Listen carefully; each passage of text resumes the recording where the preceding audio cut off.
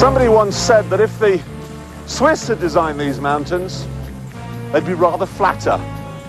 Well, they didn't.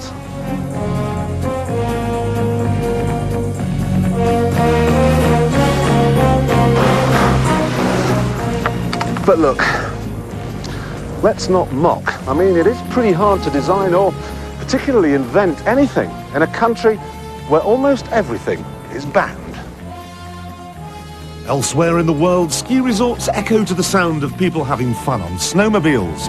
But not here. They're outlawed, as are cars in the top resort of Zermatt.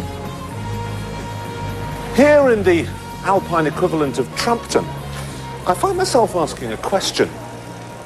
What sort of a country replaces its cars with ridiculous electric vans and yet still feels the need to build speed bumps? Well, I'll tell you. Switzerland has declared war on the motor car.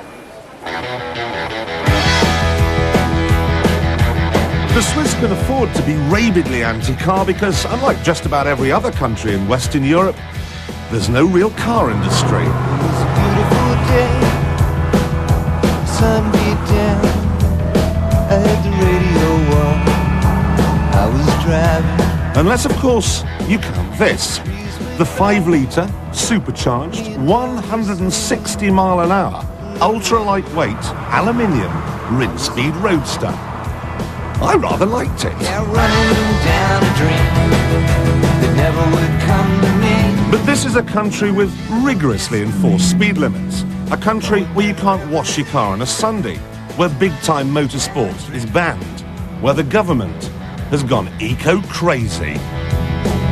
I felt so good, like anything was possible.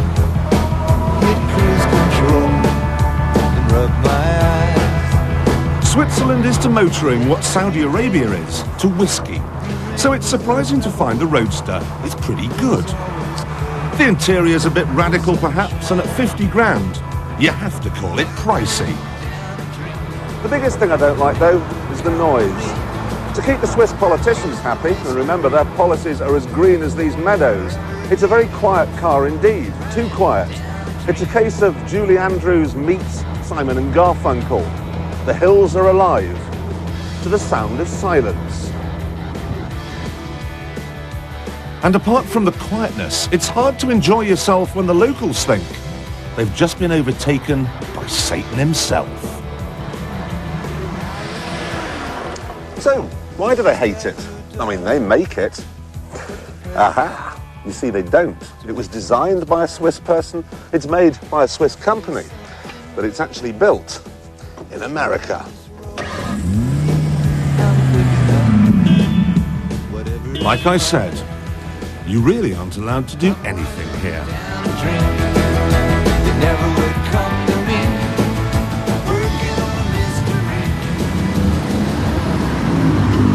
There is a program which is forced or has been suggested mainly by the Greens and by the Socialists that the best way to combat the motor traffic, to reduce the numbers of cars on the road, is to do something about the roads themselves, to make them narrower, to put more obstacles in, and to make it more of a bother for the motorists to use them.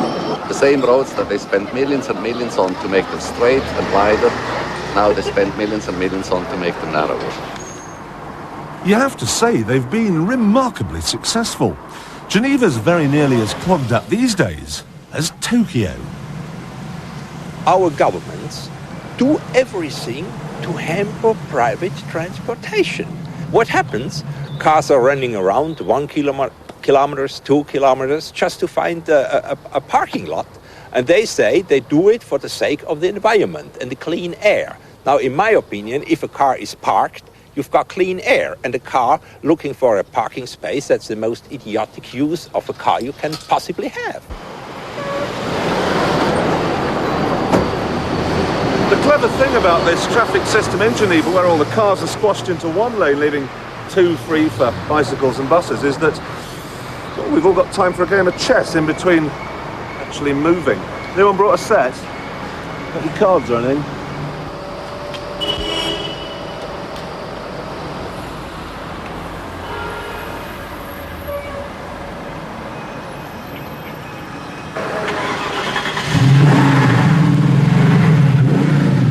the only country I've ever heard of where the population actually voted in a referendum for higher petrol prices. Yeah, go ahead, make it 15 quid a gallon. We sold a lot of chocolate last week. You know, people here do still have supercars, but I can't figure out why. You're on a mission to open my heart. Switzerland's not really an anti-car country. We just have some rules that I think make a lot of sense, that in pedestrian areas where there are children, you can only drive very slowly on the highway for pollution reasons. You cannot go more than that speed of 120 kilometers. But apart from that, Switzerland is not all anti-car. So take a guess why I'm breaking the law right now. I am. Seatbelt on. And I turn the engine off at the traffic lights. One man was reported to the local constabulary by his next-door neighbour for having bald tyres. Another was fined £25 for running over a bird. Yet another was sent to prison for overtaking in a tunnel. Naturally, this sort of thing does have an effect on Switzerland's car enthusiasts.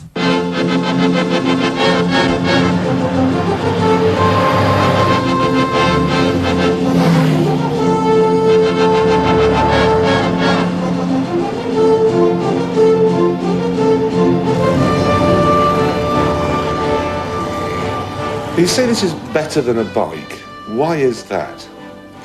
Because bikes have some problems engineering-wise. They have too short a wheelbase and too high center of gravity.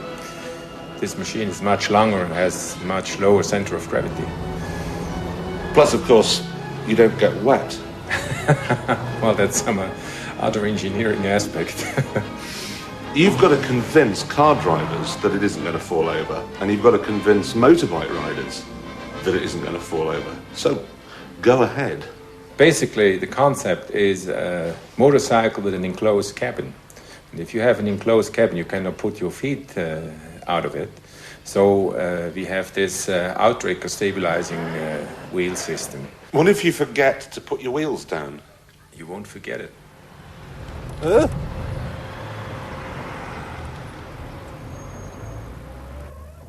Right, the stabilizers are up, so we're now in bike mode.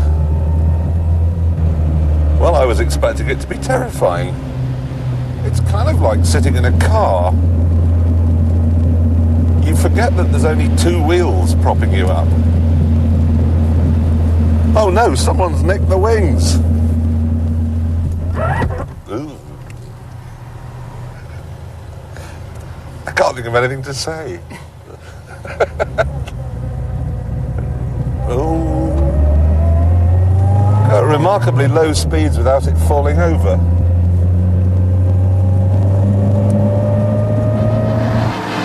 The latest project is to build a turbo version which will do 197 miles an hour. But this was fast enough for me, even though I had an expert pilot, Mr. Wagner's wife, Mrs. Wagner. You don't feel the speed, really. You feel it much more in a car or on a motorcycle. You can drive over 200 kilometers per hour and you feel very comfortable. That's 120 kph. 140, that's very nearly 100 miles an hour. 6 inches from the ground. Wow. You know, if you're a biker who's getting a bit big round the middle, maybe squeezing into your rubber trousers is getting a bit difficult these days, this might just be the answer. We've got quadraphonic sound, we've got everything. The only trouble is, of course, at £50,000, it's quite an extravagant toy. I was just thinking I should buy Mystic Meg one of these. Mystic Meg's auxiliary transport module.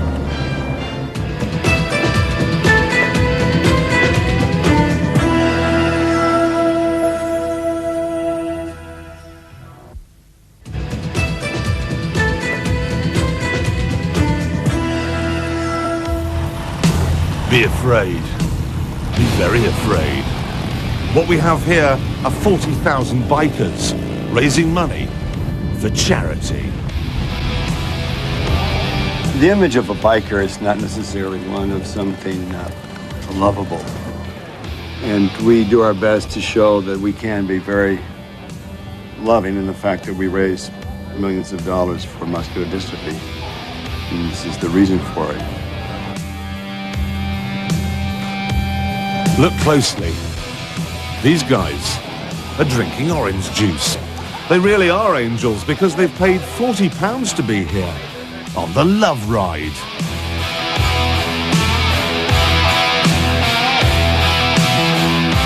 Well, the whole thing is, you know, skulls and all. It's got something to do with our own individualism. It's supposed to make people feel who aren't just relaxed, uncomfortable when they see us with our skulls and everything. That's the desired effect. And then you go around raising money for muscular dystrophy. Yeah, right.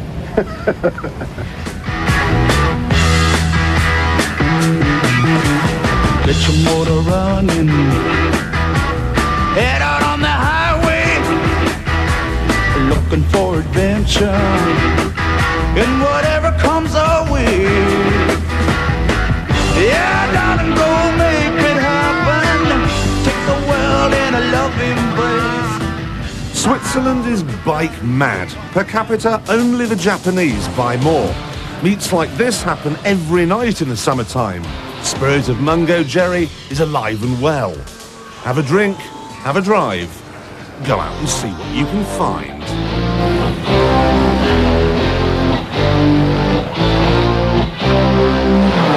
And what you will find is a bunch of tree huggers trying to get you off your bikes and onto the buses. We know that it is not actually the police nor the government that wants us to get rid of our bikes. It's some of the green politicians who don't want us to have fun with the bikes. They say it's no use. You don't go to work, you just ride the bikes for fun. Let me give you an example. If you buy a Yamaha VMAX in Japan, it has 140 horsepower. But by making it comply with Swiss regulations, it produces a feeble 47 horsepower. Now that's what I call a proper bike. Yes, it is, but I'm ashamed it's illegal to drive a bike like this in Switzerland. How many people in Switzerland have got proper, legal Swiss bikes? I don't know one. You don't know one? No.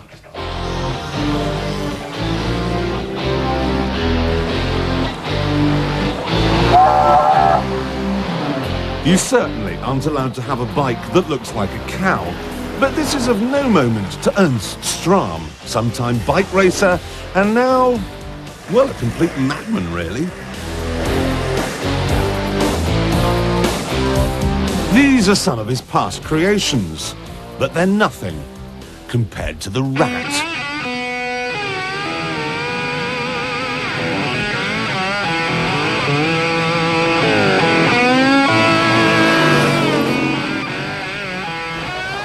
Das ist jetzt ein TÜV total aus Schrott. Ist alles dran. Ich sage dem, ist ein Überlebungstest. Wir haben dran vom Fernsehen. What he's saying here is that he has no need for dustbin men. Every scrap of rubbish from his house and office is simply nailed to his trike. Perfekt alles. Und das ist eine totale Abreaktion, wo wir können sagen, jetzt können wir einen riesen Scheiß bauen, keine Sorge haben, zusammenprägeln, zusammenschweissen und so weiter. This, however, is not his crowning achievement.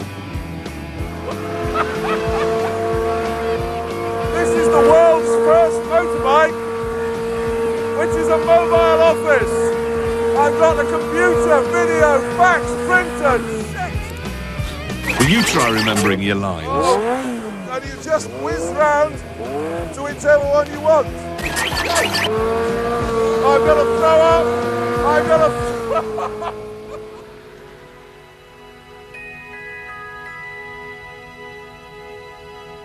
When petrol heads are asked to name a Swiss car, most come up with Monteverdi. Beautiful, isn't it? But, like the Roadster we saw earlier, it's not really all that Swiss. The engine is American, the rear diff is British, the gearbox is German, and it was designed and built in Italy.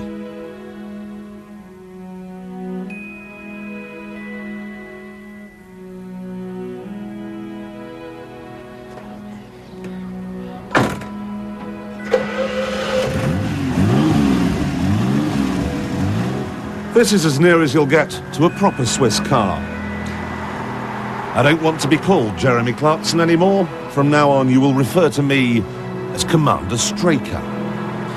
It has a mid-mounted Jaguar V12 engine, and it's safe too. Oncoming traffic just gets out of its way.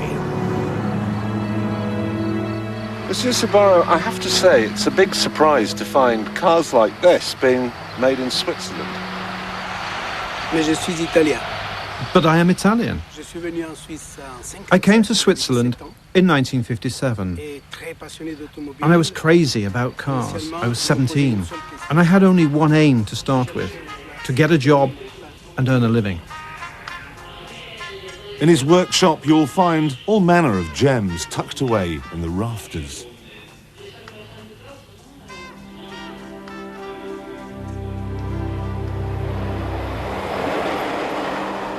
He actually began by making replicas. This wonderful Mercedes was one of the first.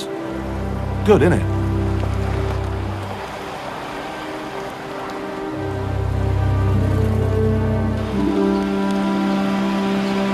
The latest project is to make a cheap hatchback for the Moroccan market, called the hashback, I presume. Do you count yourself as being an engineer or a stylist? No, concepteur. No, I'm interested in the whole concept, because you find the quintessence of the craftsman, the engineer, the stylist and the designer, and all that in one. In a car, you've got to be able to capture the psychology of the person behind the wheel.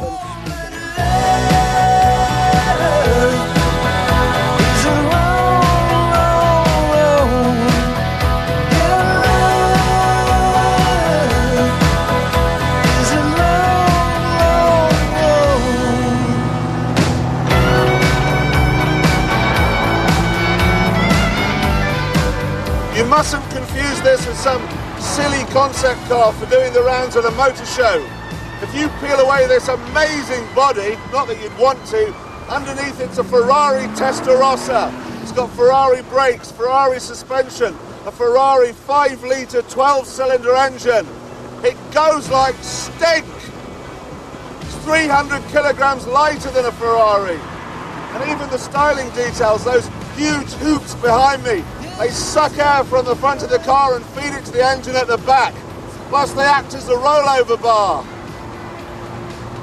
It's about the only piece of safety kit on the car. I've got no windscreen, no airbag, no seat belts. I adore it!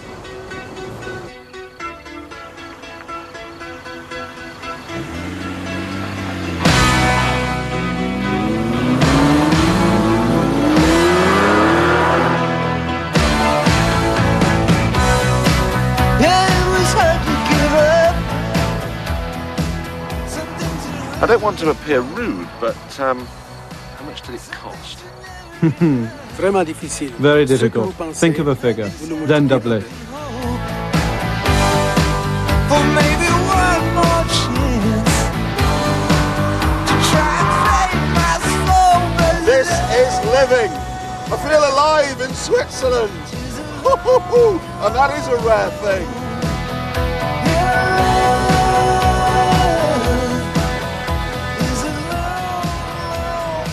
Hitler once said that once his armies had conquered Europe, he would use the Berlin Fire Brigade to take Switzerland.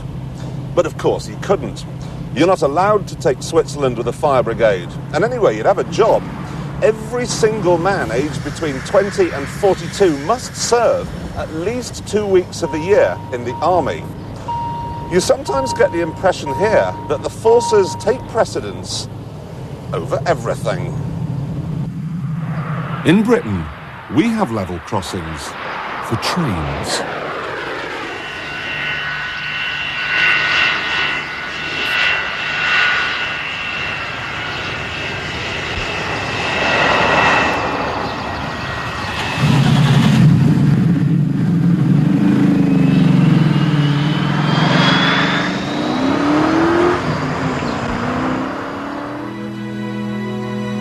this. A perfect summer's day. Top down, spectacular scenery, and a sports car to match. But sadly, you can't buy this car here. Its engine falls foul of just about every piece of legislation in Switzerland's sizable book.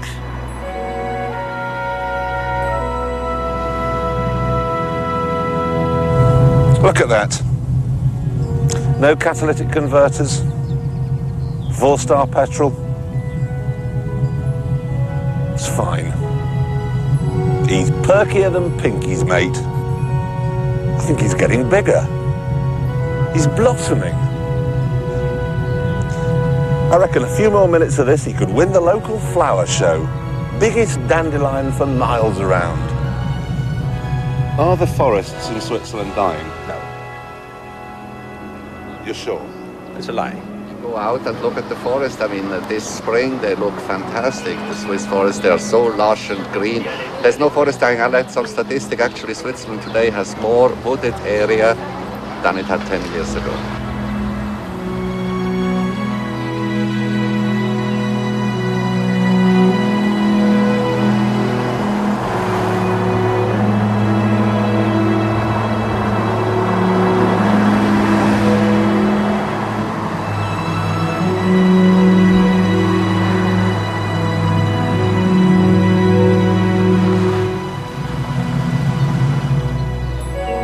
As a car enthusiast, I don't like what is happening in Switzerland, but I do understand what they're up to.